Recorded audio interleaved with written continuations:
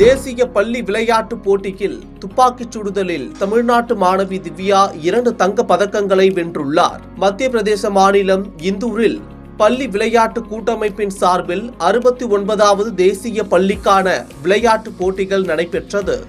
இதில் 17 வயதுக்குட்பட்டோருக்கான open side air rifle துப்பாக்கிச் சுடுதல் பிரிவில் தமிழ்நாடு சார்பில் பங்கேற்ற மதுரை கோச்சடை பகுதியைச் சேர்ந்த வீராங்கனை திவ்யா தங்கப்பதக்கம் வென்று மாநிலத்திற்கு பெருமை சேர்த்துள்ளார்.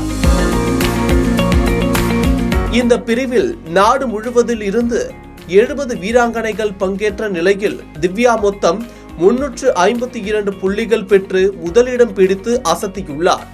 மேலும் தனிநபர் போட்டியுடன் மட்டும் இல்லாமல் 3 வீராங்கனைகள் இணைந்து விளையாடிய குழு போட்டியிலும் தமிழ்நாடு அணி தங்கப்பதக்கம் வென்றது. இந்த குழு போட்டியிலும் திவ்யா இடம் பெற்றிருந்தார். இதனால் இந்த தொடரில் அவர் மொத்தம் 2 தங்க பதக்கங்களை வென்றுள்ளார். தனது வெற்றி பயணம் பற்றி பேசிய மாணவி திவ்யா 8ஆம் வகுப்பு முடித்த பிறகு விடுமுறையில் இருந்தபோது தனது தந்தை துப்பாக்கிச் சுடுதல் பயிற்சியில் சேர்த்ததாக கூறியுள்ளார்.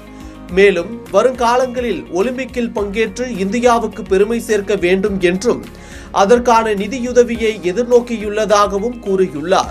நெக்ஸ்ட் நான் பீப் சைட் கன் வாங்கணும். பட் கன் வாங்குறதுக்கு எனக்கு ஸ்பான்சர் வேணும். கன் ஒரு 4 to 5 lakhs கிட்ட இருக்கும். அடுத்து பீப் சைட் முடிச்சு 50 மீட்டர் கன்லாம் 10 to 15 lakhs கிட்ட இருக்கும். அந்த கன் வாங்கணும். நெக்ஸ்ட்டு அந்த பில்லட்டே ஒரு பில்லட்டே 22 rupees. அதுக்கெலாம் நான் இன்னும் மேலே போகணுன்னா எனக்கு ஸ்பான்சர்ஸ் வேணும். அதே போல பதக்கம் வென்ற மற்றொரு மாணவியான உமையா யாழினி கூறுகையில், காவல்துறையில் பணிபுரியும் தனது தந்தை துப்பாக்கிச் சுடுதல் பயிற்சிக்கு சேர்த்ததாக கூறியுள்ளார்.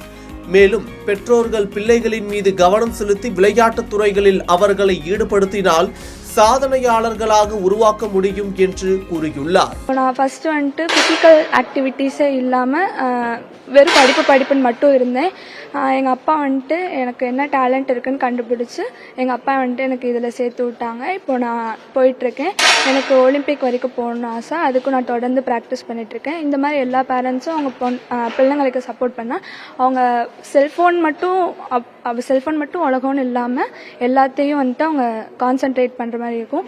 மதுரை மண்ணில் இருந்து தேசிய அளவில் ஒளிர்ந்து 2 தங்கம் வென்று தமிழ்நாட்டுக்கு பெருமை சேர்த்துள்ள திவ்யாவின் இந்த சாதனை இளம் தலைமுறைக்கு ஊக்கமாக அமைந்துள்ளது.